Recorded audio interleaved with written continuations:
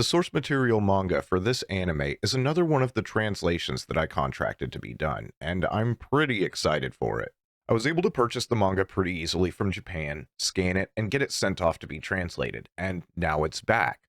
For this one, I worked with a translation team out of Indonesia called King Shu, and I have loved working with these guys. They do great work and were willing to clean up any issues I had. They also are helping me with some final touches on a couple of other translations I had done that I wasn't quite happy with, or there were some things missing. So there are other things to look forward to in the future. However, this seems to be a piece that, as I scour online, I find myself running into walls. I can find very little information about the development of the manga or the OVA, and this is strange to me for a few reasons. One, the OVA was made by Madhouse, an animation studio with a history miles long. Two, the manga was initially serialized in a magazine that ran well into the 2010s called Monthly Comic Burger. But admittedly, this publication had many ups and downs with name changes and different publishers taking the reins. 3. The mangaka of the original project, Fujihiko Hosono, is in no way an unsuccessful creator, one of his most notable works being a manga called Gallery Fake, which has over 10 million copies in circulation in Japan, and it's had many resurgences and editions spanning from 1992 to today. Yeah, this guy is still writing Gallery Fake, with, as of writing this script, the latest volume being released in February of 2024. Is it good? I don't know. It's never been translated outside of a fan translation of Volume 1, out of 38. There's also a 37-episode anime from 2005 that has no official English release. However, there are fan subs, so I might check it out. It would be the first anime I watched about an art gallery owner that I know of, but hey, there's a first for everything. While Hosono seems to have more than a few notable works in Japan, the only other thing that I think would be notable to the English-speaking audience is Judge. While I've never read the manga, the OVA is a quick, fun watch, and without telling too much, it's about the paranormal enacting violent justice on those who have committed terrible crimes and human law has not caught them. The director, Yuzo Sato, doesn't have a whole lot of titles that I personally would note. There are some sparse directions with an odd episode or OVA here or there. Some of these are on some popular IPs, and there's even a few Marvel anime, including Iron Man. But then there's also Kaiji Ultimate Survivor, the fantastic cerebral addictive gambling anime. It's not for everyone, but those who love it, love it. And there would be no Squid Games without Kaiji. I can pretty much guarantee you that. Anyways, aside from that, Yuzo Sato has pretty much worked as a key animator on lots of other projects, and is still animating today. The writer, on the other hand, Yoshiaki Kawajiri. For those who know that name, hold on, I'll get there. He seems to have been a writer for every Hideyuki Kikuchi anime adaptation except Dark Side Blues, and if you don't know that name, well, he's the author behind the original source material of Vampire Hunter D, Wicked City, A Wind Named Amnesia, Demon City Shinjuku, and the aforementioned Dark Side Blues. Now, leaving Dark Side Blues aside, Yoshiaki Kawajiri directed 3 of these, notable though that he only worked on Bloodlust and not the first Vampire Hunter D movie, and he was a screenwriter for all 4 of those Kikuchi projects. Almost everything this man has worked on was a hit or something that I love, tallying it up even further with Ninja Scroll, X the TV series, The Cockpit, Cyber City Oedo, Midnight Eye Goku, and Highlander, The Search for Vengeance. This man has been working in animation since the late 1960s, having been involved in animating on the 1969 adaptation of Osamu Tezuka's Dororo, which actually had a decent remake in 2019. And he's still working today, having been a storyboarder for Frieren Beyond Journey's End. Oh yeah. And he's also one of the founding members of Studio Madhouse. Moving beyond my gushing over the writer, I can't find the exact date, but the manga of Biohunter was supposedly serialized between 1989 and 1990 in the previously mentioned monthly Comic Burger magazine. In 1990, It was released as a single volume, and 5 years later, in December of 1995, Studio Madhouse released the OVA. However, the US wouldn't see this until July of 1997 under the short-lived big boy import and publishing company that was Urban Vision.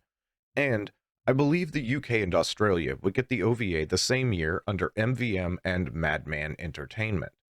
Today you can find Biohunter on YouTube to watch the full thing for free, but if you're interested in a physical copy, tapes go for between $25 and $50 depending on condition, and DVDs go for between $10 and $80. The OVA does a decent job of covering some of the basic story of the manga, but overall shortens some things, changes some characters, and leaves out an entire chapter. There are only 3 chapters to the manga, but the anime spends the most time on chapter 2, and, well, we wouldn't be covering this if it wasn't worth seeing the difference. As with most of my content, there's going to be graphic material. For anyone new, spoilers abound because I basically give an audiobook experience of the anime and manga with clips and panels on screen. With all of that out of the way, fasten your seatbelts, we're taking off now. A man and a woman are having sex, and between gasps, she tells him that she's hungry. Anything will do. She needs to eat. But he doesn't listen, and as her face gruesomely contorts, something is wrong. The man screams as he pulls back a bloody stump where his hand once was. The woman's breast is eating his hand, crunching away at the bones with sharpened teeth. At a local university, a mustached professor named Koshigaya is giving a lecture over genetics and DNA decoding to a class which is largely falling asleep, except one girl who holds up a note asking Koshigaya to call her. Class dismisses, and Koshigaya's colleague, Komada, a tall man with long hair and glasses, comes into the room to ask Koshigaya to take a look at something. But more pressing matters are afoot. Outside, 2 men are leaning against a car, waiting on them. As they head towards their destination, Koshigaya gives us a short introduction. The 2 of them are professors in molecular biology at the university, but they have a second job, not listed in the phone books. Their business is not illegal, but some of their sponsors may be.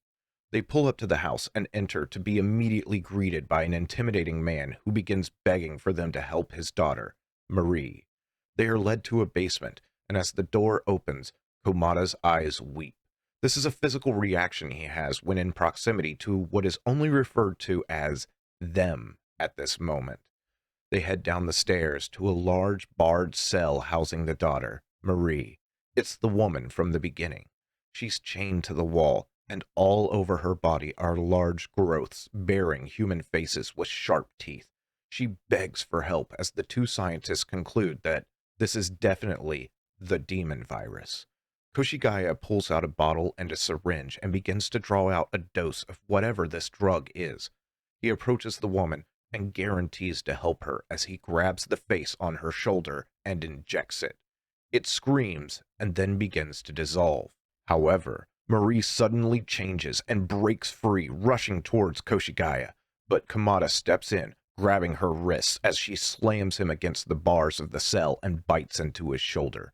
Komada himself begins to transform, telling her he can't help but be a little rough with her. However, she breaks free of his grasp and flees through a window. She runs along a roof outside, with fully transformed Komada in pursuit. He intercepts Marie and begins cutting off the tumors with swipes of his claws. One falls to the ground and it begins to dissolve, and Komada perches on the roof above. Marie is now cradled in the arms of her father, recovering and more herself now. Koshigaya collects a sample from the dissolved face on the ground. Back in the privacy of Koshigaya's lab, he informs us this is what he means by them.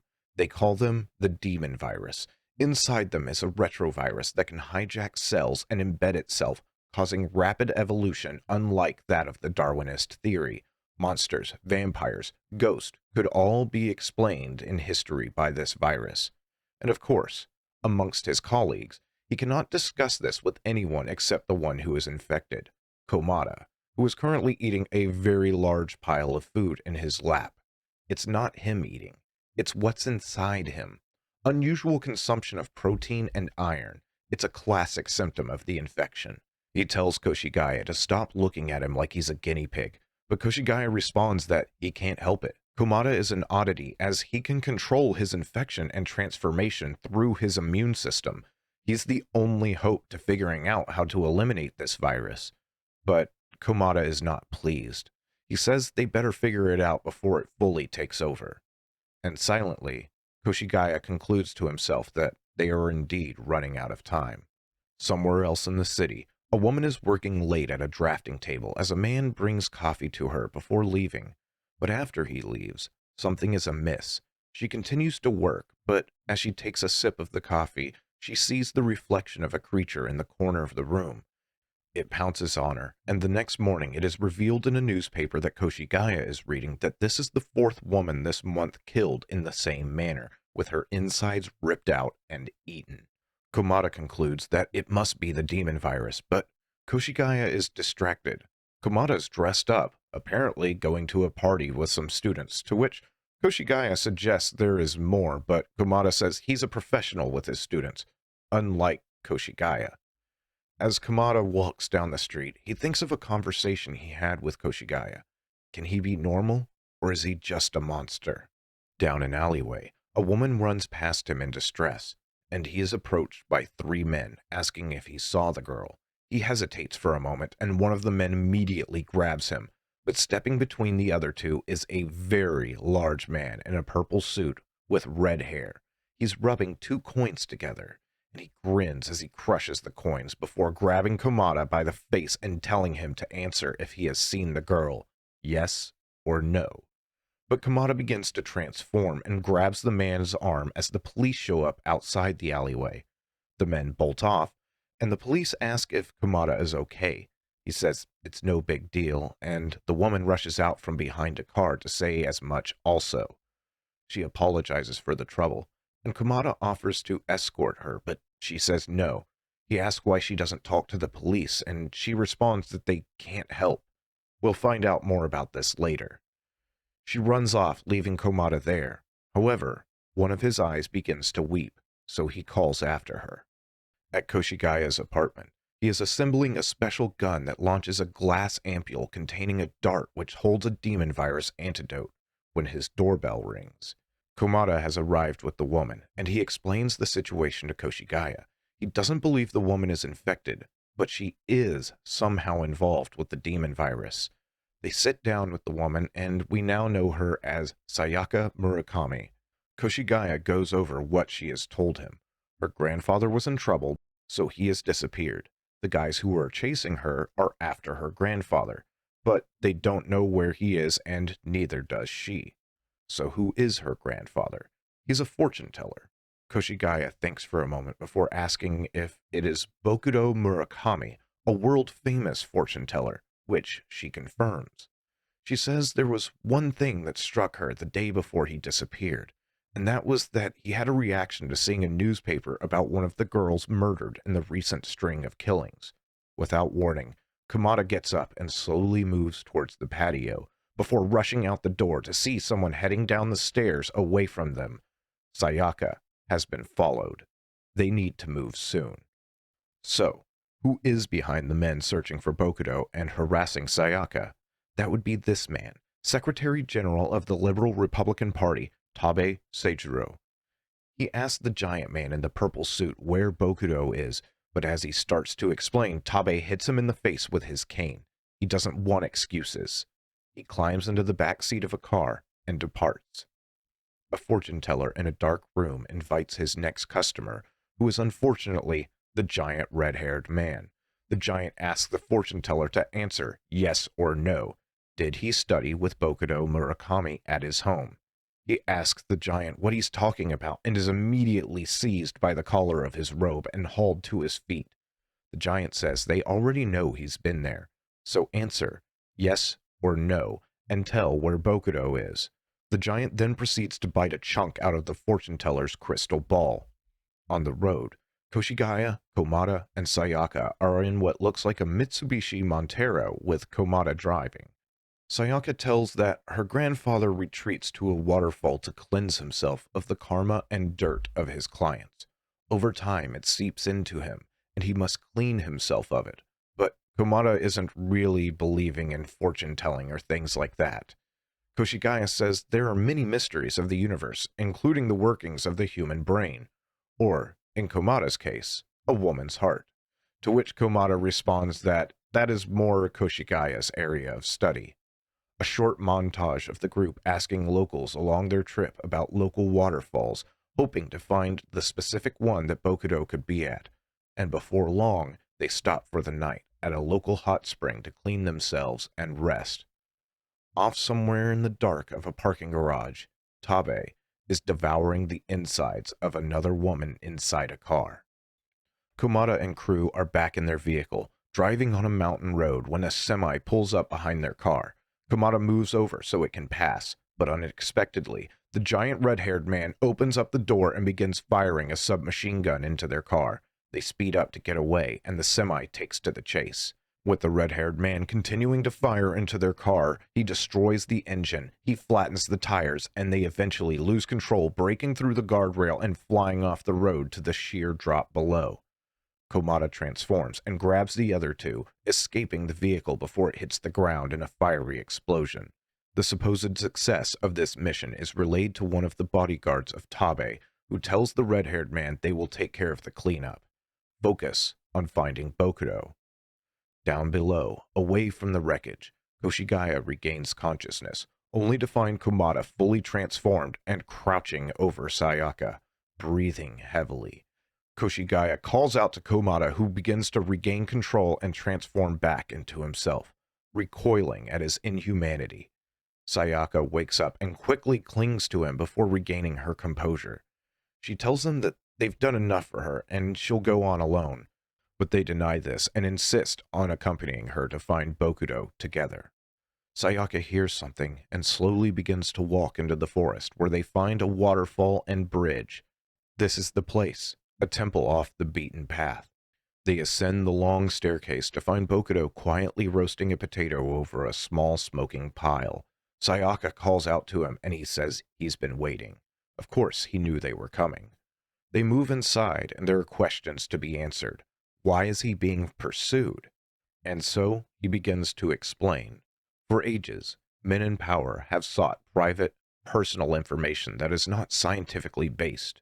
A prime minister read cards every night to pass the time and determine his fate. A president sought the advice of an astrologer. Tabe Seijiro is much the same. He visited Bokudo at his home, and when his fortune was read, he determined an ill omen. Bokudo advised Tabe not to reveal the omen and take care of his health, but 10 days later, his thugs showed up to make sure Bokudo didn't talk. However, Bokudo was already gone by this time. So what was this bad omen? It was Tabe's lifespan. It was to end within the month. The man walking around, known as Tabe, is actually dead. Komata asks why they needed to shut Bokudo up. Was it because his prediction was wrong? However, Bokudo only reaches out and touches Komata's hand, telling him that his body is strange. He looks human, but he's not human. An animal, but also not. He grasps Komata's hand firmly, but Komata only wants to know more of Tabe's situation.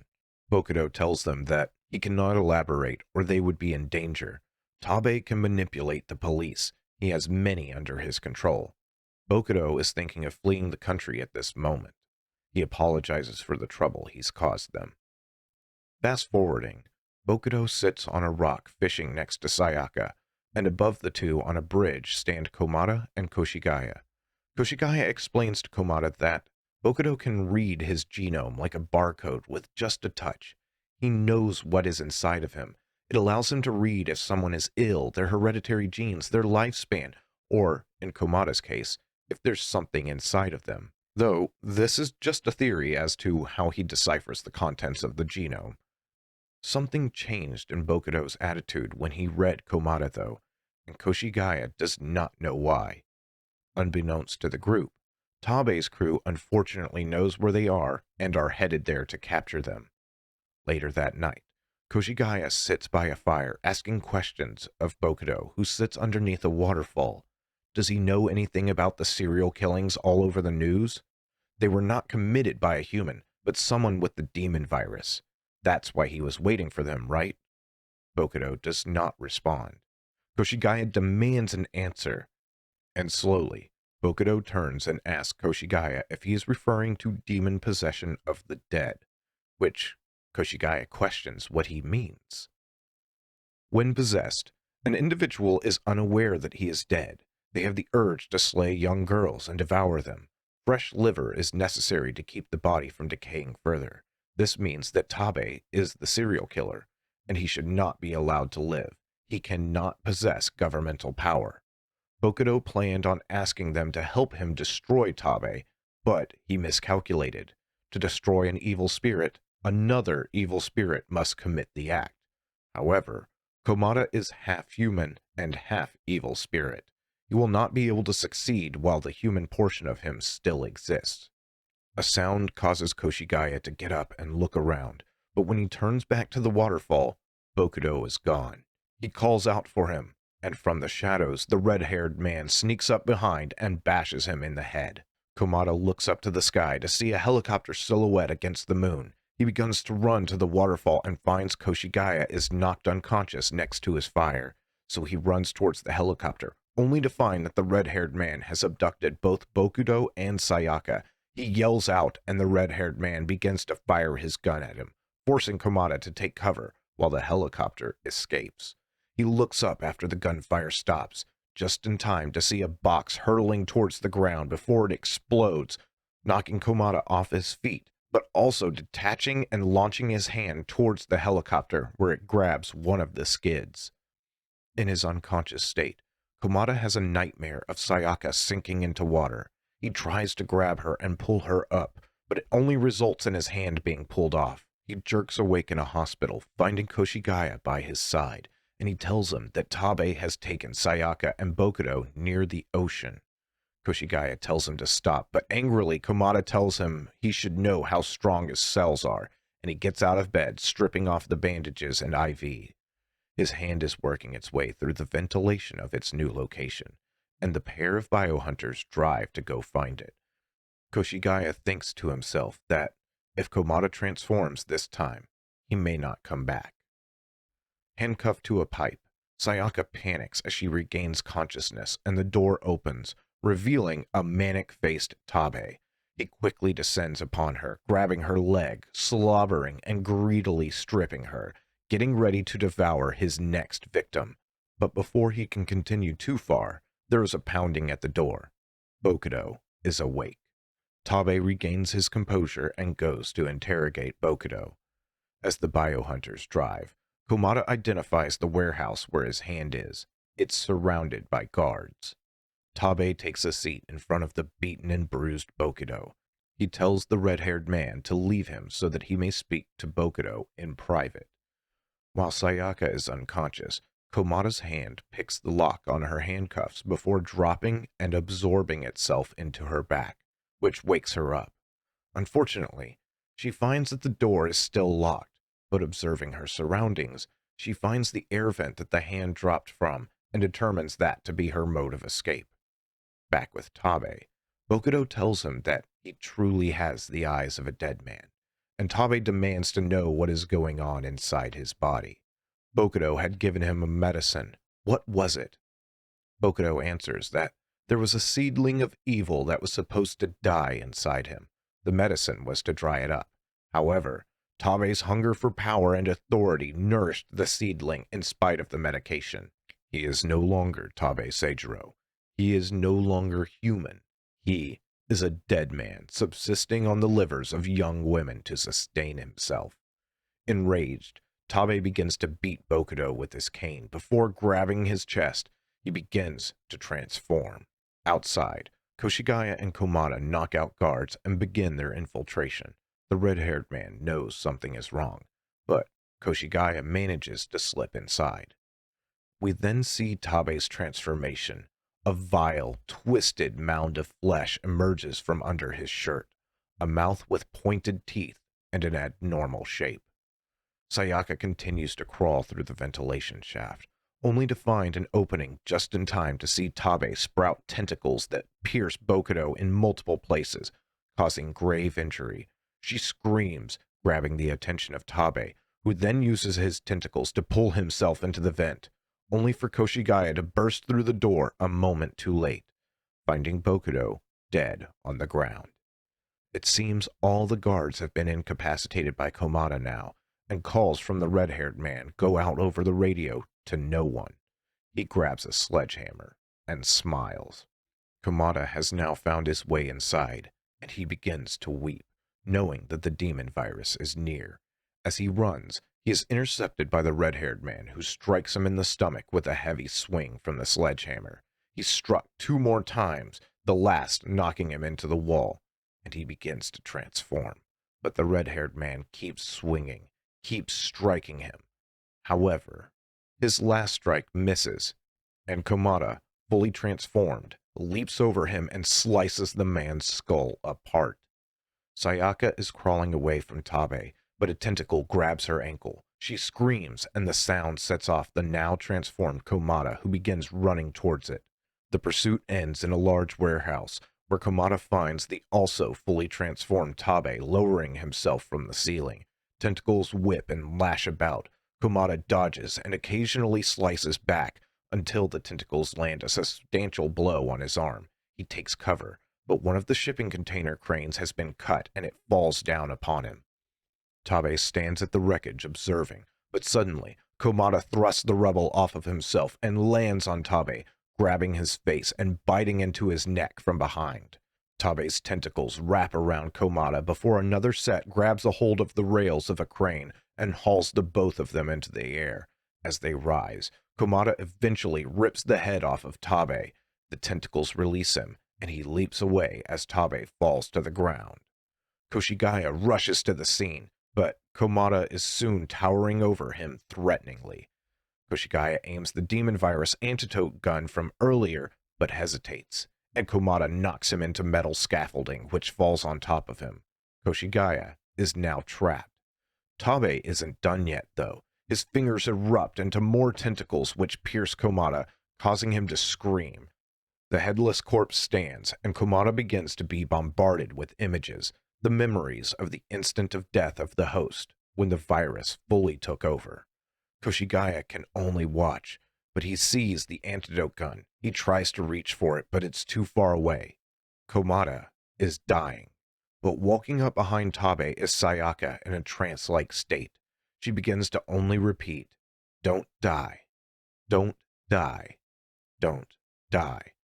And in his drifting mind, Komata hears it. Tabe's tentacles reach behind him and grab Sayaka, lifting her off the ground and unfortunately doing some of the things that tentacles tend to do when they get a hold of women in anime. Komata sees a light and begins reaching towards it, slowly floating out of the abyss. As Koshigaya finally reaches the antidote gun and fires at the monster protruding from Tabe. Komata rockets out of the abyss now, and his hand springs out of Sayaka, piercing through Tabe from behind and grabbing his demonic heart. The body turns to stone and falls to the ground, where it begins to disintegrate.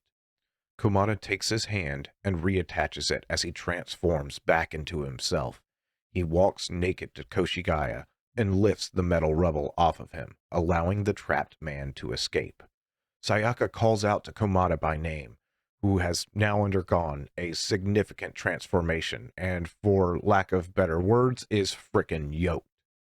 But he tells her he's not Komata, and he walks away from both Koshigaya and Sayaka. The last we see is Komata standing high above the city at night on the I-beams of an unfinished construction site, and the shot pans towards the moon as Komata's transformation leaps up.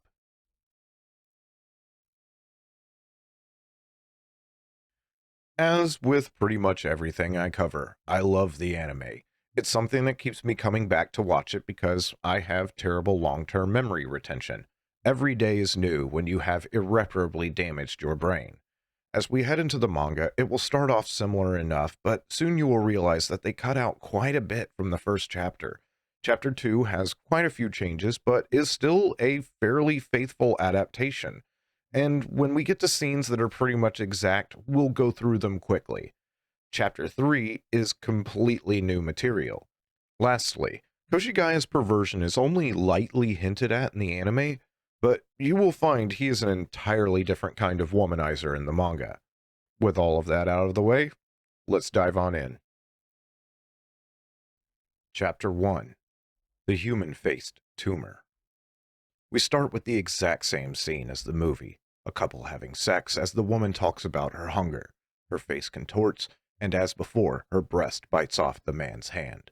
Somehow here, though, the artwork being only black and white with shades of red makes it a little bit more of a striking image, more visceral. Continuing the trend of being similar to the anime, Koshigaya is giving a lecture on genetics at the local university. Koshigaya is designed a little bit different here, shorter, portlier, and with less well-groomed hair. There's a slurp, and he's sweating. He dismisses the class, and Komata comes running in, asking him to take a look at something, but he tells Komata to wait. Koshigaya is getting blown under the desk. The girl leaves, even acknowledging that Komata was there, telling Koshigaya that they should continue tonight. Komata is obviously a bit upset, as Koshigaya tries to tell him that the girl was under the desk when he got there, and he says he'll introduce him to a girl next time. Komata scratches his jaw, veins popping under his skin, and says Koshigaya is always the one having fun, sending Koshigaya into a panic. They're on campus. He shouldn't say things like that. But Komata continues to monologue about how he doesn't understand women and them falling for a lame little guy like Koshigaya. Their conversation is interrupted by a man asking them to verify that they are the professors, Koshigaya and Komata. The man stands beside a car and tells them that there is someone who would like to meet them. They ponder this as the man steps out, saying it may be quicker to call them biohunters. Though the man looks intimidating, he immediately engages in Dogaza, the bow where someone gets on their hands and knees and puts their head on the ground. He begs them to save his daughter. As they walk through the man's house, they discuss with him that, yes, they handle things like exorcising evil spirits, haunting, and strange creatures, but it's a side job. Suddenly, the conversation halts as Komata begins to weep, and Koshigaya explains to their new employer. A howl comes from the room of the man's daughter, and Koshigaya decides he might leave, but Komata grabs the back of his shirt. They enter the room, and unlike the anime, she's not kept in a dark basement barred cell, but rather loosely chained to the ground only by her wrists in her own room. Upon seeing the girl's face, Koshigaya changes his attitude and becomes enamored. The howl comes from the growth on the girl's shoulder. Her father says that it acts up any time someone comes. The biohunters both react in unison, calling it a human-faced tumor, a genmenso. Her father continues that it started about a month ago. Hospitals and exorcists couldn't help, but they heard rumors about the two biohunters. The two prepare and ask questions, as this is their first time seeing one in person. It doesn't hurt, and her appetite causes her to eat ravenously. She heats up and sweats while she eats. While she stays the same size, her weight has increased. Of course, they tried to operate on it, but it would just grow back. The biohunters explain to her father that according to legends, it's a small tumor that will form near the joints, eventually becoming the size of a fist, and then human features grow on it before eventually it starts speaking, which the tumor does now, repeatedly wailing, "Go away." As Koshigaya prepares a syringe, he remarks that the language abilities of the tumor are still underdeveloped, and he begins to draw closer. The tumor becomes more excited, screeching and screaming. Koshigaya gently touches the shoulder of Marie and tells her that it will be okay. Giving his lady killer eyes, he tells her that he will restore her beautiful body to its original state. He injects the tumor and explains to the father that it's a special vaccine. It will help her immune system temporarily suppress the tumor, and so it does as the face begins to dissolve and the flesh recedes to a normal height. Later, the father is thanking them, but they explain that it's only temporary. They will need to proceed with proper treatment, to which he asks, is it really an illness? And Koshigaya explains that they don't believe in the occult. All things can be explained logically by biological phenomena. All is not well with Marie, though, and suddenly there is a yell. One of the guards crashes through the paper door into the room, bleeding from the place where his face once was. Kamada senses something. His eyes are weeping, and as the father runs into Marie's room, it appears she has escaped.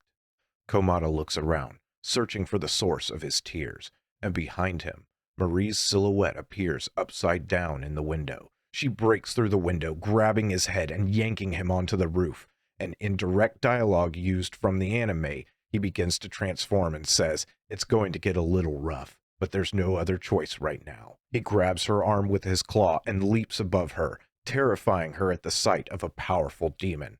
Her breast tumor spurts acid, which is blocked by Komada's claw, and he only chuckles.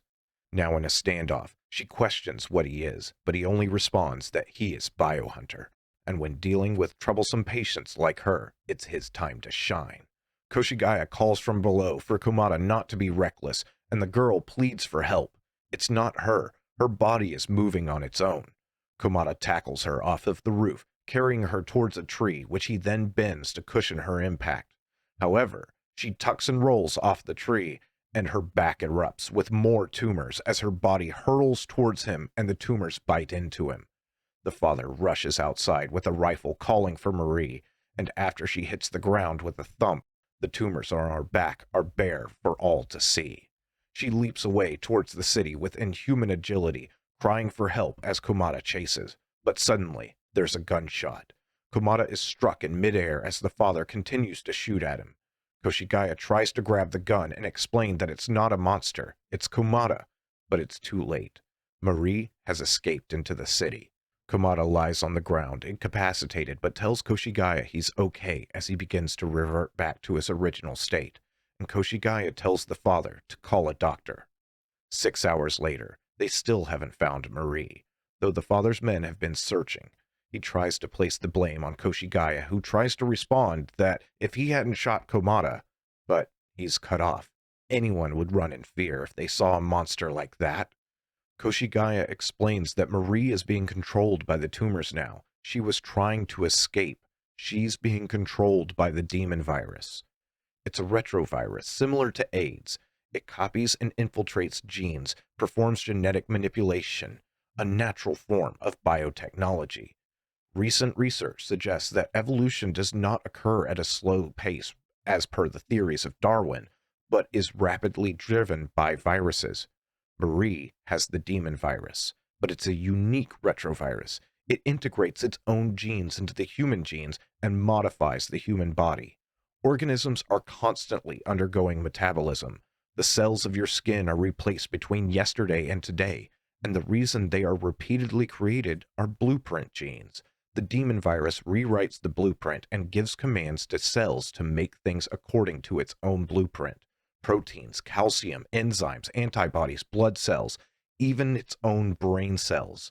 Eventually, the human will is completely erased, and at the end, it is an entirely different creature.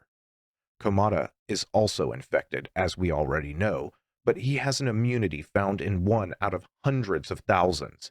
He has, so to speak, tamed the virus.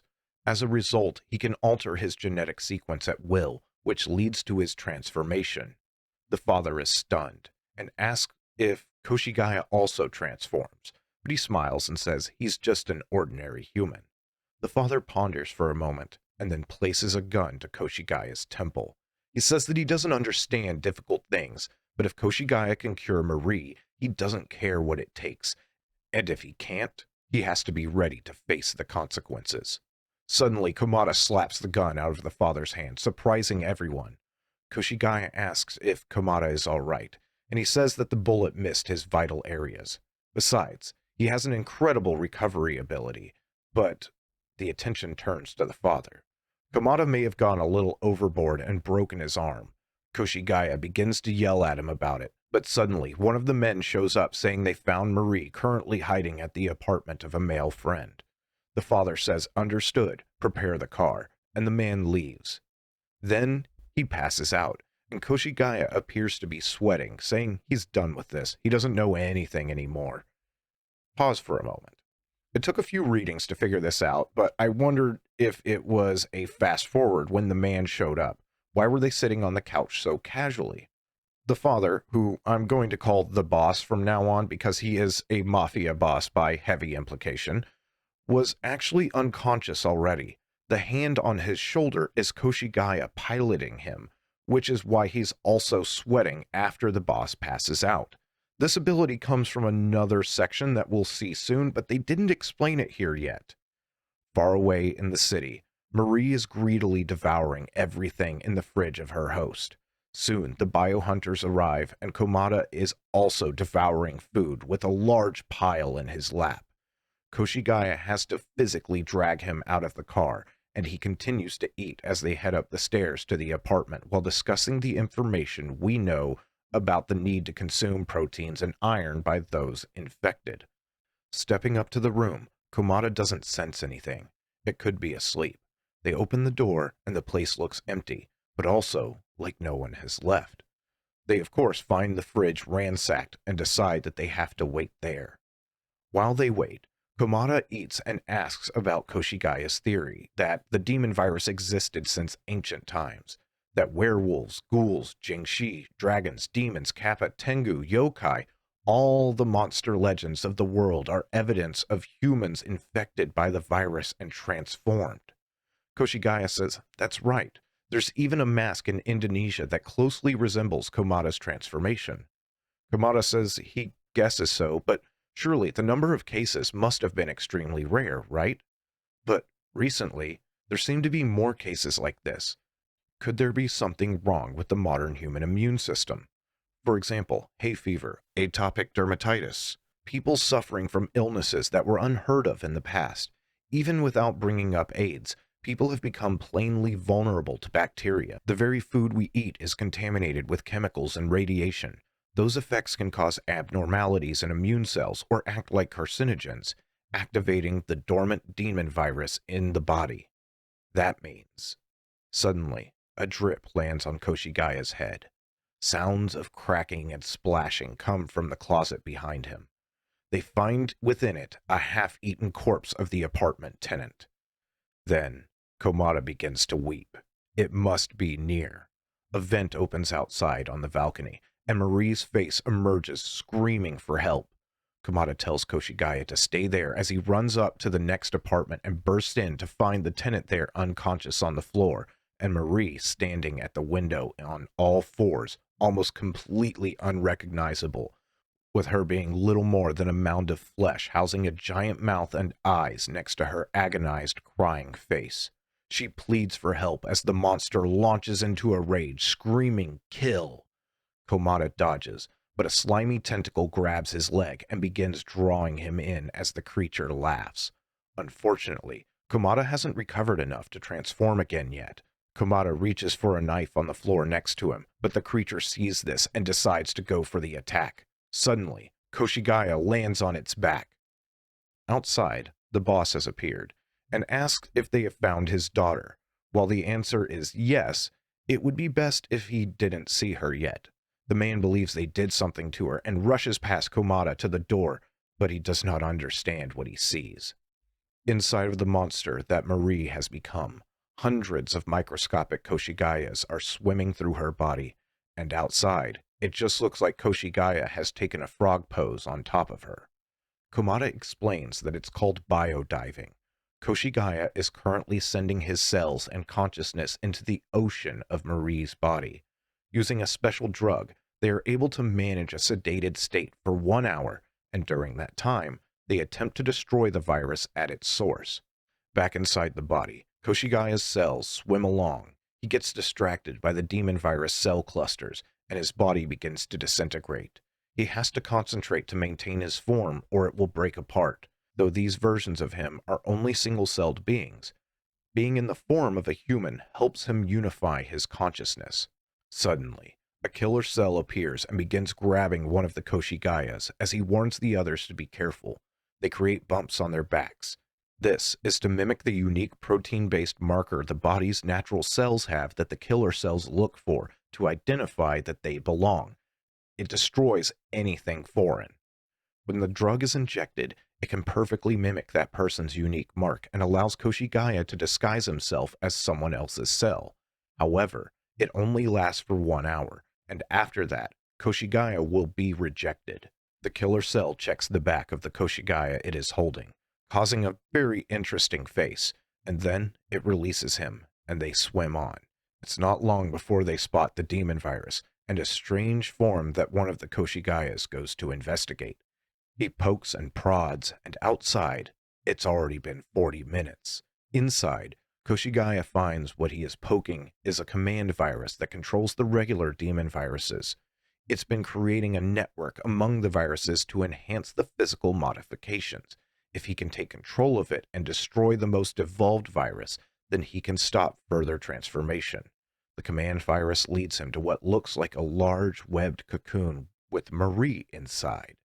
He begins looking around for the most evolved, but time is running out. The effects are wearing off. The killer cells are beginning to take the other Koshigayas.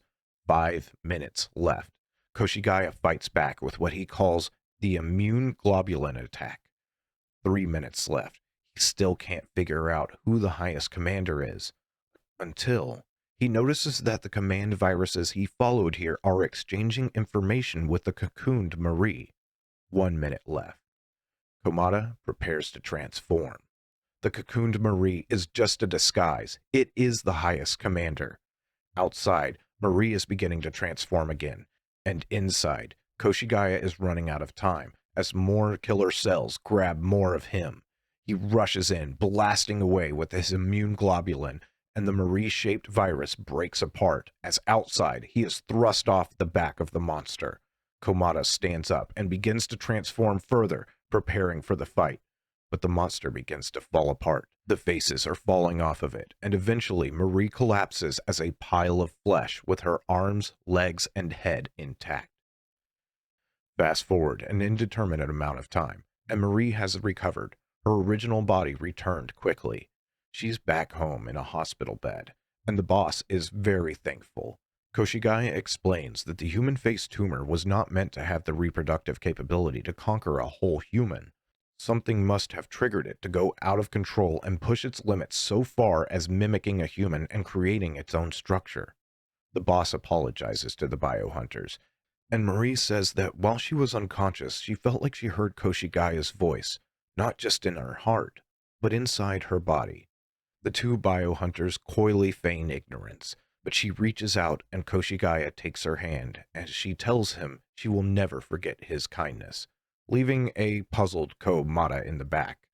As they walk away, Koshigaya remarks that maybe even the viruses had a dream at the end of evolution, a dream to be reborn as the most perfect multicellular organism. He concludes that he might actually be a philosopher, but Komata says not at all, and Koshigaya asks why he's mad, but he insists he's not. The little girl is caught in a spotlight. She runs through alleyways deep in the city, until she turns a corner, and there is Komata. Chapter 2. Possessed by the Dead. As before in the anime, the thugs immediately start interrogating Komata, except this time when the giant man crushes the coins, he tells Komata that his skull will end up the same way, as he reaches out to grab him. The man continues to squeeze Komata's skull while asking about the child, and in this iteration, Komata's face fully transforms and he bites off 2 of the man's fingers. The thugs shoot at Komata as he roars at them before they run away screaming that he's a monster.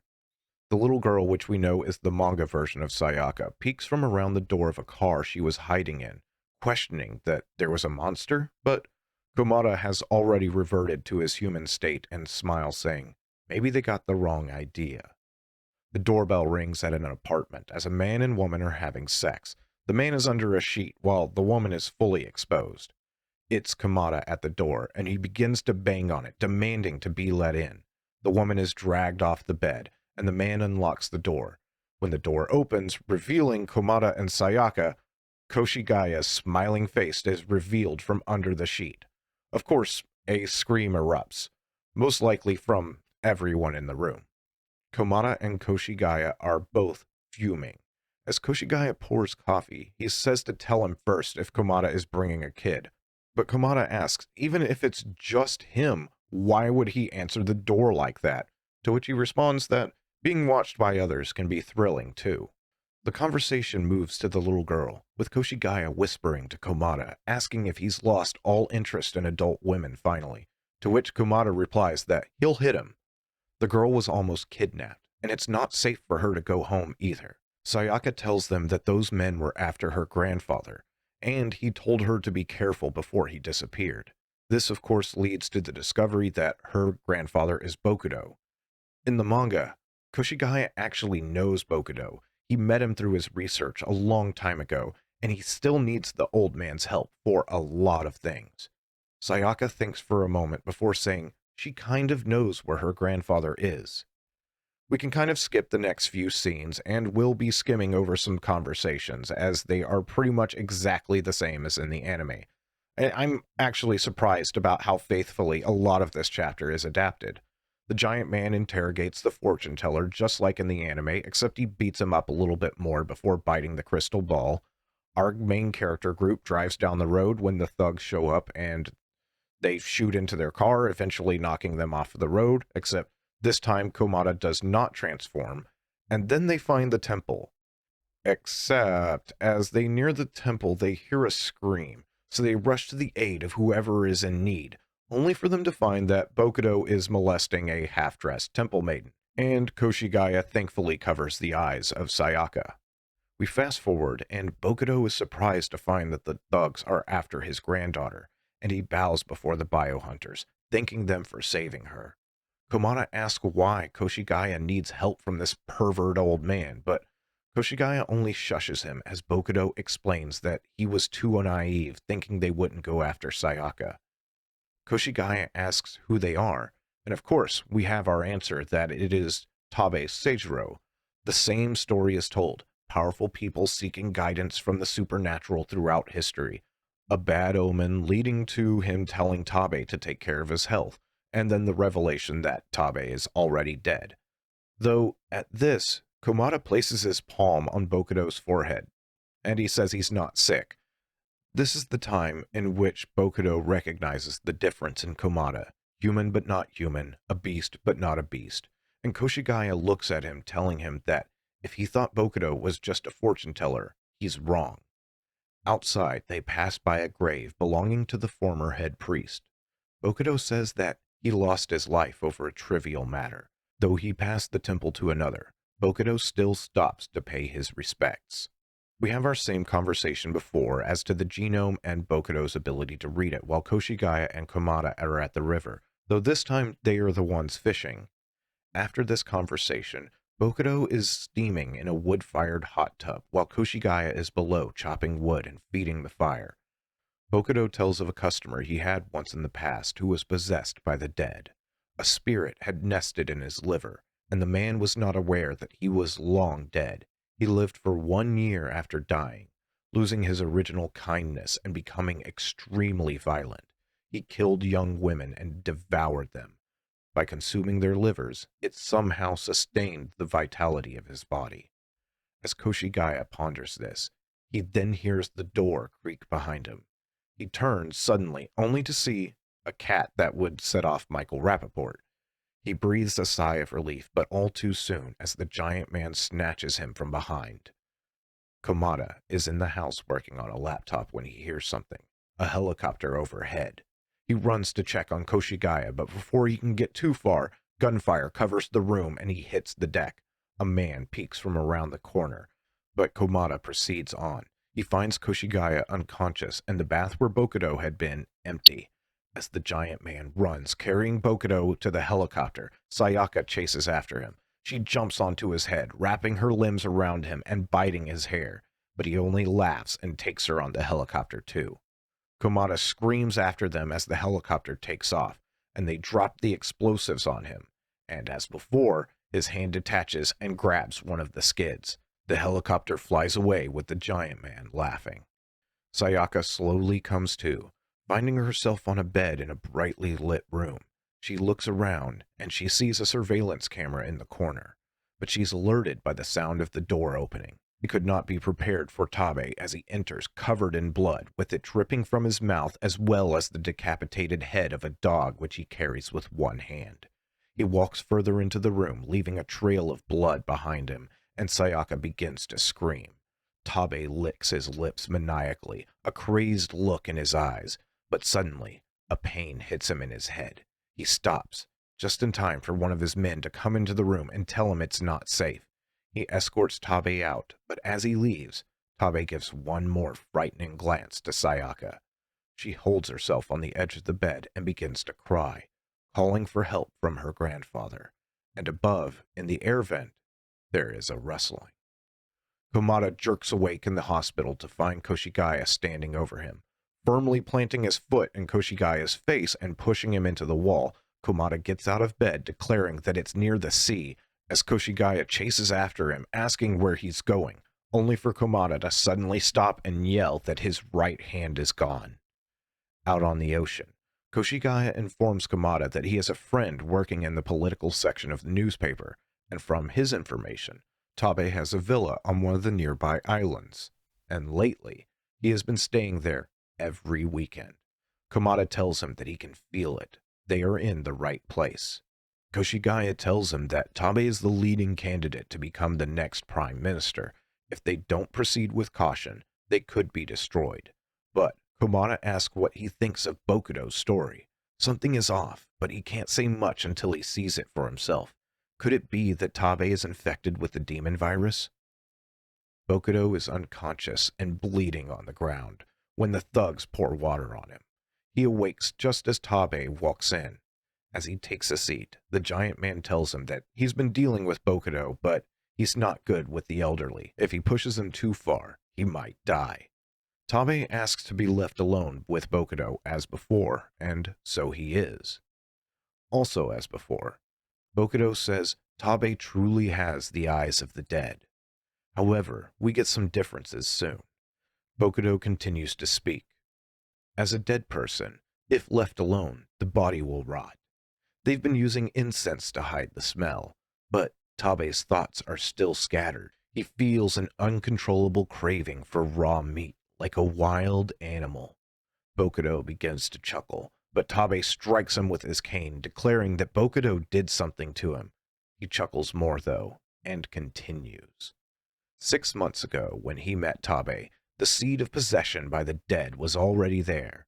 However, he realized that Tabe's life would end before the seed could sprout, so he gave him a pill for his health. That pill was like a catalyst to awaken the possession of the dead, and it worked splendidly. The biohunters have made it to shore and are infiltrating the property, wading through the grass, and as they move, they speak about the situation. It's not a pleasant thought that someone who could be the highest authority would also be a demon. But what do? Treat Tabe? Well, treating something possessing the dead means returning it to being dead. Koshigaya only responds, "Don't ask me." They spot the helicopter, but one of the guards spots Koshigaya. He goes to investigate, saying, "Who's there?" but is swiftly knocked out by a kick to the face from Komada, saying, "It's me." Sayaka tries in vain to escape, pulling the door handle, pounding on the door, asking for someone to open the door.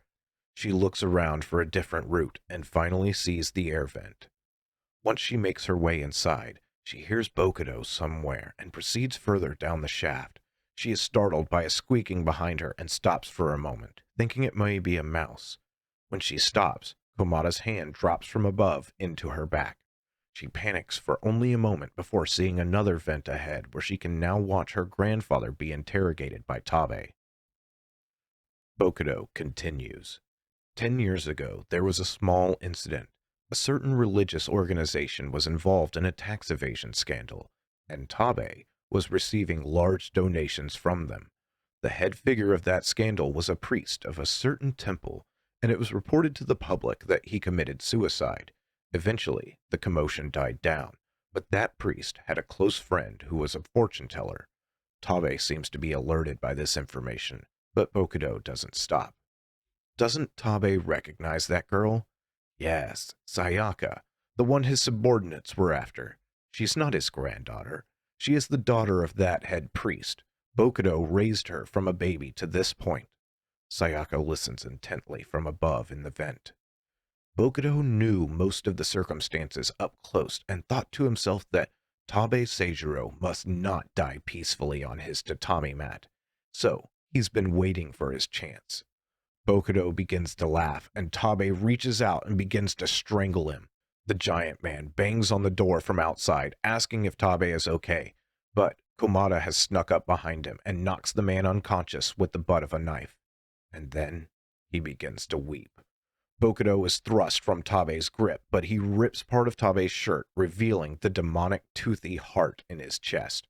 Sayaka screams from inside the ventilation shaft, and this alerts Tabe to her presence. Komada pounds on the door, asking if Bokuto is inside. With Komada continuing to pound on the door, Tabe makes an escape, jumping into the air vent, surprising Sayaka. Koshigaya hasn't been doing nothing this whole time, though. Multiple guards are bound and gagged. He bursts into the room Sayaka was originally held in, only to find the tower of furniture she constructed to escape. Komada is now trying to ram the door, but suddenly his ankle is grabbed by the giant man and he's pulled off of his feet. The giant man asks, "Answer yes or no. Do you want a painful death or an instant death?" That's not a yes or no question, but he throws Komada into the stairs and begins to punch and kick him. He laughs as he picks up Komada by the collar, but Komada is partially transformed, with what look like two small horns emerging from his forehead. They rapidly extend and pierce the man's skull through his eyeballs and out the back. The man falls dead, and with a smile, Komada grabs a set of keys from the man's pocket. He finally gains access to the room to find Bokuto severely beaten, but Bokuto only says to save Sayaka and points to another door. This door leads into what looks like a maintenance tunnel littered with bones. Komada begins to weep. Tabe is above him and reaches down swiftly, but he's too slow, and Komada dodges his grasp, easily cleaving the man's head clean off with a swing of the knife. Komada panics for a moment, believing he messed up, but Tabe begins to move and then stand up. Komada tells Sayaka to run, and Tabe's fingertips rocket away from his body, attached to tendrils, piercing Komada, and he is thrust into the world of death, the memories of the host's final moments stored in the genes of the possessed dead. Immobilized, Komada is pierced with more finger tendrils. An incomprehensible world is beamed into Komada's brain. That image became a flood and wrecked his mind. He floats down, asking if he's going to die, but he feels peaceful as he passes through a bright tunnel where all the walls are covered in flowers. He nears what looks like a singularity when suddenly he hears, "Don't die." It comes from his stub where his hand once was, and it speaks to him again. Don't die. Back out in the physical world, outside of his mind, Sayaka stands against the wall behind Tabe, clutching her chest. Tabe is a monster. It is her grandfather's enemy. She thinks of him, and without warning, a hand shoots through the chest of Tabe from behind, grabbing the demonic heart. As we know from the anime, this hand comes from Sayaka's chest, but here, it stays attached to her. It pulls the heart from Tabe and crushes it. Then, Sayaka falls to the ground unconscious. As we fast forward, it seems our pair of biohunters are back at the university discussing the previous events.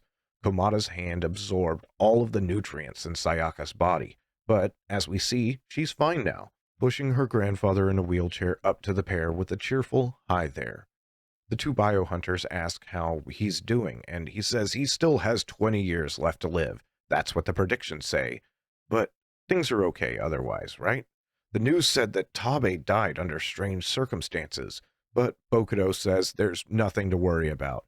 He has all the higher-ups under his control. They can't lay a finger on them. And Bokuto himself asks, more importantly, is there a nice gift for Sayaka? Next month is her birthday, and the month after that she'll have her first period. Obviously, Sayaka is not pleased by this being conversation and wheels the old man away, steaming.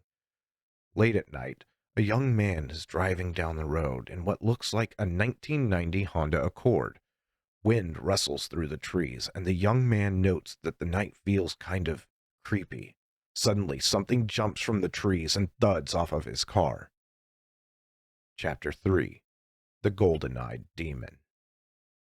The young man is now parked in the road as he gets out and questions what happened, but there's nothing there. Was it a dream? He asks as he places his hand on the hood of his car, only to find that it comes back covered in blood. There is a large amount of it splattered on the hood. The next day, he brings a towel to Koshigaya, telling him that he wiped it off at the scene and that he thought he should bring it in to him. Koshigaya gives him a skeptical look, but the young man responds that he didn't think Koshigaya would believe him, but Koshigaya says, yeah, he doesn't believe it. The young man insists he's telling the truth. Koshigaya says sorry. He doesn't believe in things like Nessie or Tsuchinoko or any occult creatures. The young man probably just hit a deer. If this kid wasn't one of his good students, he would probably have just laughed it off, but the young man insists, and Koshigaya finally capitulates that he will analyze it anyway. We fast forward a bit, and Komata is lowering his glasses at Koshigaya. After acting all high and mighty, in the end, Koshigaya is making him do it, to which the little man responds that he has a date tonight. Besides, Komata loves this kind of stuff, right? Komata grabs him by the collar, snatching him up with a grimace, before finally admitting with an innocent face that he does love it. Later that night, at a roadside stop, a man is getting something to drink from vending machines, and a small kitten comes up to him. He squats down to pet it, but there's a gleam in its eye. Suddenly, it leaps over him, slaps him on the back, knocking him to the ground, positions itself on top of him, and begins to transform. It weighs far more than a kitten. It becomes a giant fleshy mass. The mouth opens wide and fills with teeth, and it begins consuming the man. Komata is hard at work in his lab, eyeing a test tube, believing there's no way this is the blood of a monster. Behind him, two lab rats squeak eagerly in their glass cage. One of the test tubes in a rat containing the blood begins to move. The blood creeps its way out while Komata is distracted, and then he hears the sounds of the rats in distress as his eyes begin to weep. The blood has found its way inside their container. One rat tries to escape while the other is being consumed by the blood. It strips the flesh from the bones before completely dissolving the entire creature, much to the horror of Komata. Suddenly, the blood creature explodes out of the top of the container. It hovers for a moment in front of Komata, who grabs a bottle of sulfuric acid and hurls it at the creature as it begins to fly through the air. It hits, and the bottle shatters. It looks like it does some damage, but the blood creature slinks out as a pool under the door. Komata rushes to the door and yanks it open, only to find one of his female students standing there. The two exchange awkward, excited glances before Komata starts looking around, and the girl asks if something is wrong. He quickly asks if something crawled under the door, and she asks, was it a mouse? He sweats, looking around nervously. She places a set of documents on the table, telling him it's the data from the experiment earlier, but Komata is out in the hallway looking side to side. She grabs his attention and hands him a small package, a bento box that she made herself. It's great that he's dedicated to his research, but if he overworks himself, it's bad for his health. She walks away blushing, and Komata stands there for a moment puzzled before smiling and blushing as well. Just in time for Koshigaya to pop up from nowhere and tell him excitedly that he saw that. He starts teasing Komata. I thought you were locked in the lab with no social life at all. But you sly dog, who was that girl just now? He replies that she's just a student helping with some computer analysis. Komata sees behind Koshigaya, asking didn't he have a date tonight? But Koshigaya casually states that not every date lasts all night. Their attention turns back to the lab as they hear clattering. The slide on the microscope is moving. Koshigaya asks what it is, and Komata tells him that he might have actually brought something really dangerous. The girl is walking alone out in the dark, thinking to herself about Komata. His eyes were red. She wonders if he had been crying. Maybe he's worried about something, but she has bigger things to worry about that she's not even aware of. Her shoe ripples, and an eye appears on it. Atop a hill, a young shrine maiden crests the steps to the walkway of the shrine as she looks around. Something is wrong. She notes that Kenmera-sama is gone. The young student from earlier is showering in her apartment. An eye spies on her from the crack in the door behind her. She senses the presence, and in the mirror sees the reflection of now multiple eyes in the darkness of the opening of the door. A slimy, dripping hand pushes the door further open, and she whips around to see the malformed creature coming through the door, and she screams. Someone begins to bang on her door, calling out her name, Ishigami. No one answers, and they decide to open it with the key, but it's dark inside, and it smells rotten. There is a trail of what may be blood leading through her room. Koshigaya is looking at one of the samples under the microscope when Komata asks what he thinks. He responds with a question, asking if it's a mutated strain of the demon virus, and Komata confirms that he believes that as well. Take a look at the sample. It holds tiny fragments of flesh cells that were stuck to the towel. Looks like there are genes from mammals, reptiles, and birds all mixed together, but no trace of human genes yet. He's been searching, but can't find any. Koshigaya asks if they should call it a genetic melting pot. The demon virus rewrites the host DNA, but this absorbs DNA from other organisms and stores it as it is. And depending on the situation or environment, it uses that stored DNA to transform into the organism best suited to the moment. Sometimes a beast, sometimes a bird. It matches the story of the student who brought it. He must have encountered it while it was in the middle of transforming. From the perspective of evolution, could this be an ultimate form? A lab assistant enters and tells Kamada that the police are there, and this puzzles him. Ishigami, the female student from earlier, is missing. They ask when she left, and tell him that a neighbor heard a scream at her apartment about 2 hours later. They depart and ask Kamada to contact them if he has any clues. The two biohunters decide to drive to Ishigami's apartment, and along the way, Koshigaya decides to tease Komata about his concerns, saying that Komata has finally awakened to women. How wonderful, before clamming back up and saying, "Don't hit me." They arrive, and Koshigaya asks if Komata senses anything, but he says, not particularly.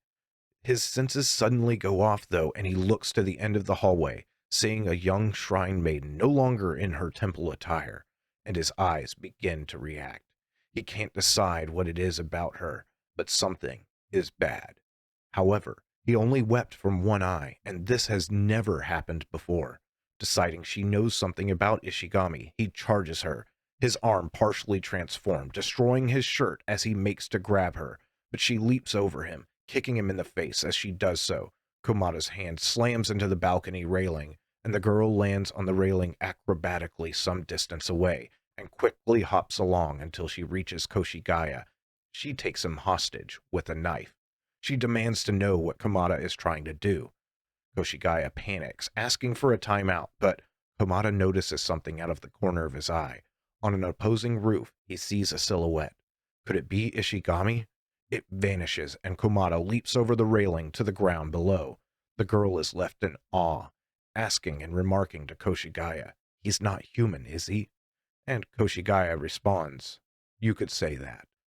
Komata rushes up the stairs of the opposing building, but as he reaches the roof, he is unprepared for what he finds. Koshigaya and the girl follow slowly after, only to see Komata standing over a pool of blood and gore. They question what it is, but the girl says it's Kinmera-sama, and when pressed by Komata, she explains that Kinmera is a vengeful god that devours all living things. Later, at a copyright-avoidant Denny's, the girl introduces herself as Rise, but call her Rai, which one of the biohunters remarks is an unusual name, but she sticks out her tongue and says, "Too bad." She goes on that her family has been a line of priests worshipping Kinmera-sama for generations, and she has been made to act as a divine child, or something like that. According to legend, her ancestors are said to be a part of Kinmera's lineage. Koshigaya asks if she's ever seen Kinmera, and she says no, but she can sense him, and she followed his trail to that apartment. From the story they tell, she believes that Kinmera is angry at the car and now hates humans. For nearly 1,000 years, he hasn't had any contact with humans outside of her family, and calming his anger will not be easy. Komata can't hold back any longer and bursts out asking her if she knows where Ishigami is. Rai wipes her mouth, and she and Komata stare at each other before she starts weeping. She points at Komata and says her wavelength and his resonate well. She's in trouble.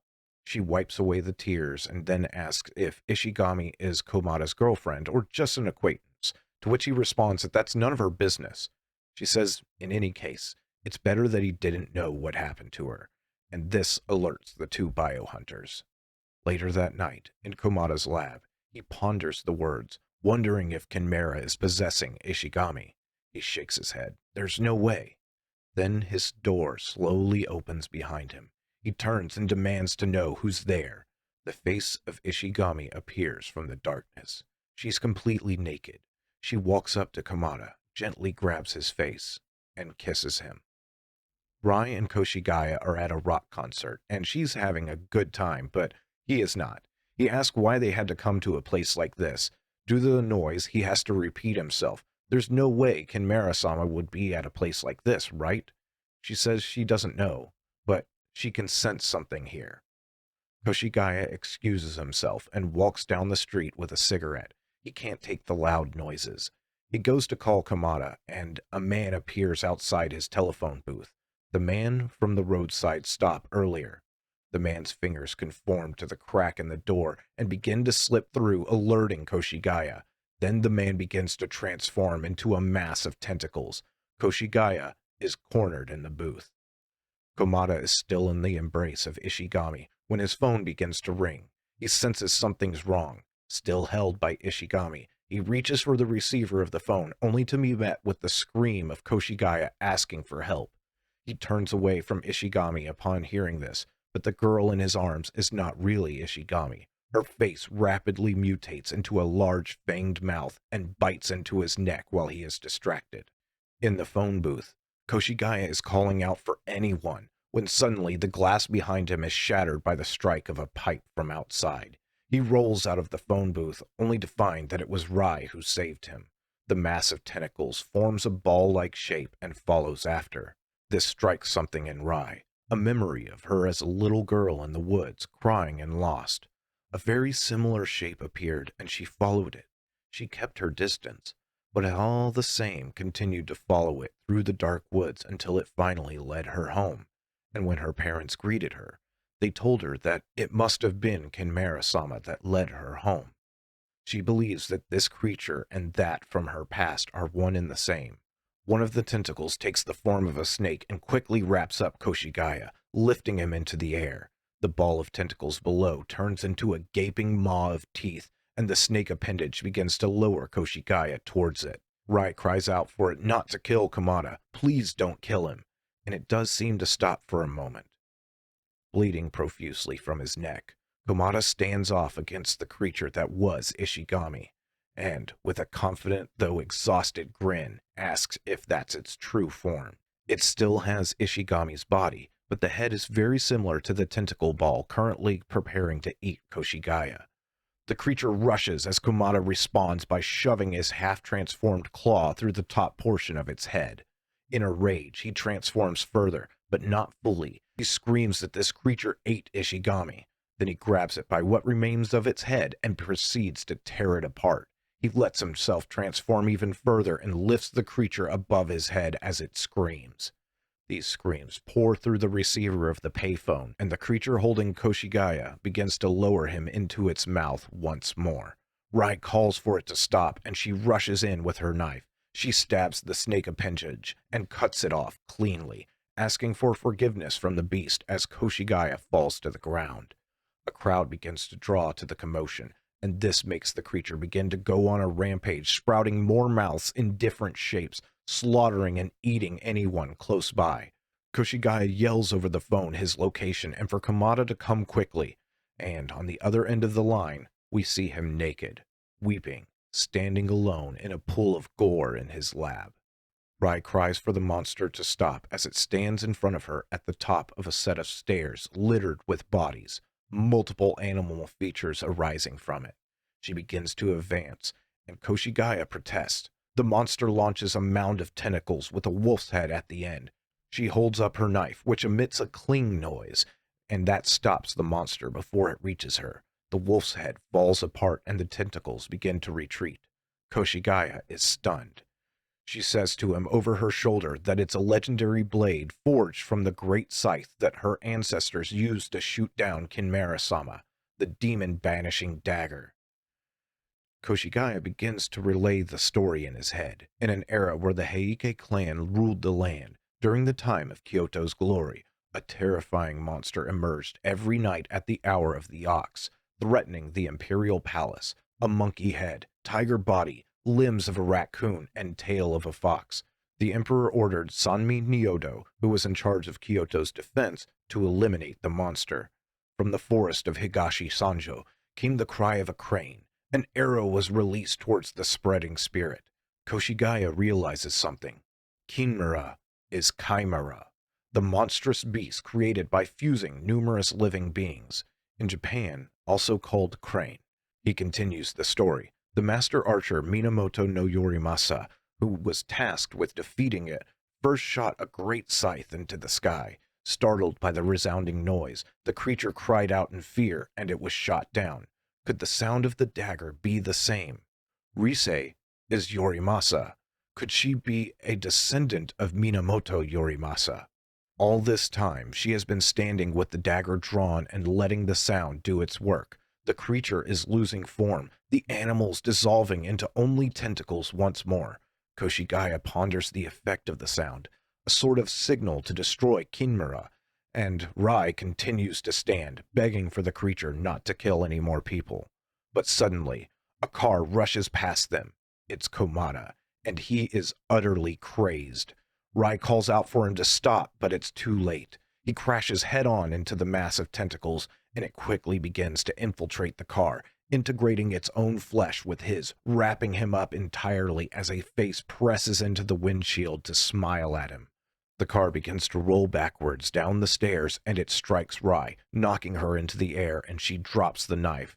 The car then speeds away with Rai on top and Komata trapped inside. In the blackness, a voice calls out to Rai by her real name, Rise, Rise, Rise, a strange creature in the void. It asks if she recognizes it. Can she see its consciousness?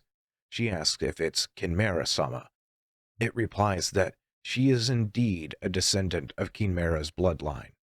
Just like humans and gods, it existed in the chaos long ago.